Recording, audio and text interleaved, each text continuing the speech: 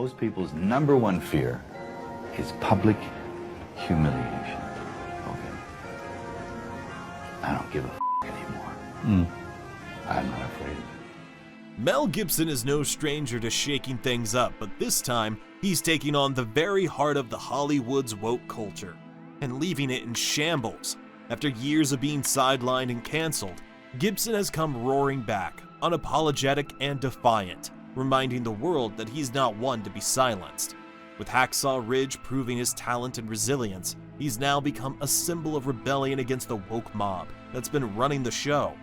The question is, can Hollywood survive the storm Gibson has unleashed?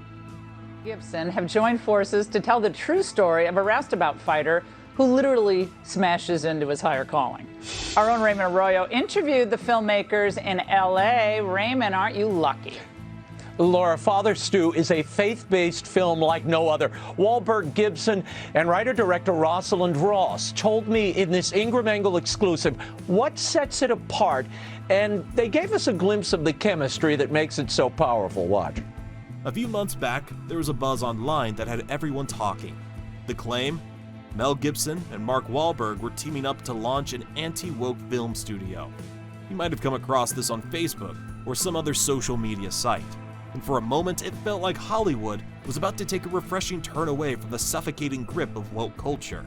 Very important messages, and hopefully they'll embrace it more. I know I've been talking to the studio now about doing much more faith-based content, both in film and television, long form and short form, and they've been very, very receptive. So I think, yeah, you want to make movies that are original stories that inspire people, make people feel really good, and challenge them to do good things. It's pretty amazing. The idea of these two powerhouse actors creating a space where creativity wasn't shackled by political correctness was something many of us were longing for. Sound of Freedom has a message filled with hope and inspiration. The film sparks conversations and encourages people to help end trafficking in their own community. Go see it. It made waves across the internet, collecting likes and shares as people rallied behind what they thought was finally the pushback we all needed. Well, I mean, I've never seen Hollywood quite so shaken by anything. It's a little late. So we'll see how it all shakes down. Hopefully it clears the air a little bit. But the reality, it was all a hoax. The story originated from a satire website, something many didn't bother to check before sharing. In today's fast-paced, headline-driven world, people tend to cling to ideas that resonate with their frustrations, and this was no exception.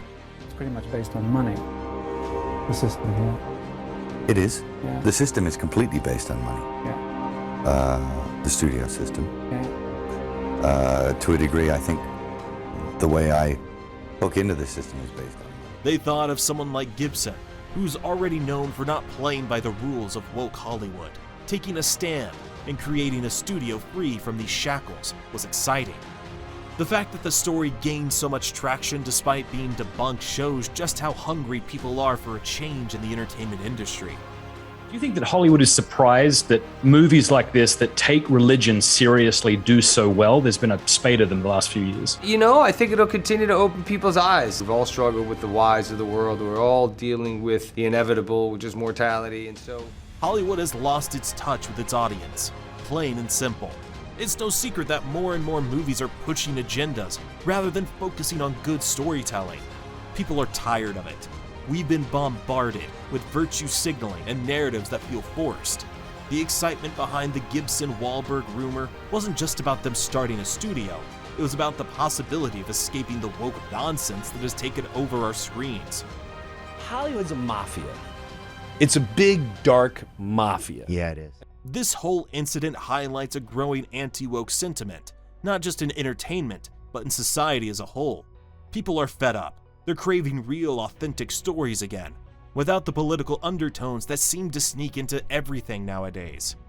Especially now, I mean, look, I think we've all been relegated to the area where we're sort of independent films, am I right here? Mm-hmm. It's kind of independent filmmaking. Interesting. This is a whole new cinematic landscape. You don't have the luxuries that you used to anymore. I just did a film. It's not hard to see why the rumor took off so quickly. It wasn't just because people believed it could be true. It was because they wanted it to be true. They wanted to believe that two big names in Hollywood were finally ready to stand up against the ridiculousness that has gripped the industry. Aren't you amazed at how much attention you get? I mean, all over the internet, for example, people write letters back and forth and talk about your interviews, and they write down every little thing about you. Yeah, it's bizarre. Slightly obsessive behavior, isn't it? But, you know, hey, I guess, hey, I'd be worried if it wasn't happening. Mel Gibson's career is the stuff of legends. Starting in the gritty, post-apocalyptic world of Mad Max in the late 70s, Gibson quickly became a household name.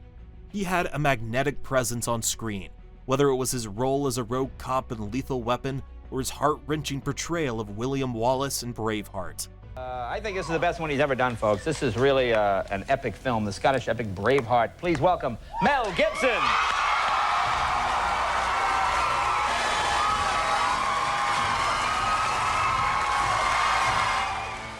Gibson wasn't just an actor, he was a force. He leaped into directing and made history with Braveheart, earning himself Academy Awards for Best Director and Best Picture. But The Passion of the Christ, that's where he stirred things up. It was bold, controversial, and unapologetically raw. A film that Hollywood didn't want to touch, but Gibson made it anyway, and it became a massive hit. It showcased exactly what Hollywood had forgotten, true storytelling rooted in conviction. Symbols of orthodoxy, well then they spring into action, they reprimand him, and they bully him and do their best to cancel him. And it's succeeding. They drum him out of the service, you know, off he goes. But just as his career hit towering heights, the fall was swift. Gibson, never one to shy away from his views, found himself in the crosshairs of Hollywood's growing obsession with political correctness. His outspoken nature and personal controversies led the woke-driven industry to label him a pariah. It wasn't just about the infamous comments or the scandals. It was the fact that he refused to bend to the narrative Hollywood wanted to push. He wasn't playing the game they wanted him to, and they couldn't handle it.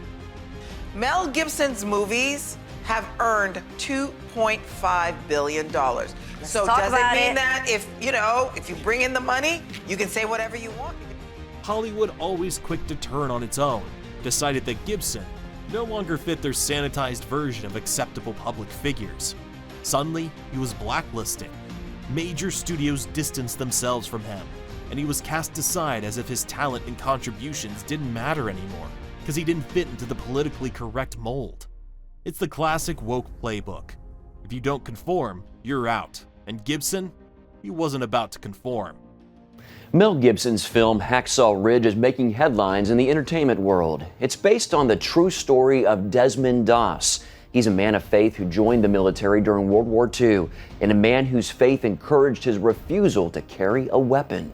Unlike most who cave under pressure, he stood firm, becoming a symbol of rebellion for those fed up with woke culture and cancel culture. While Hollywood panicked, Gibson kept working, proving his talent and resilience.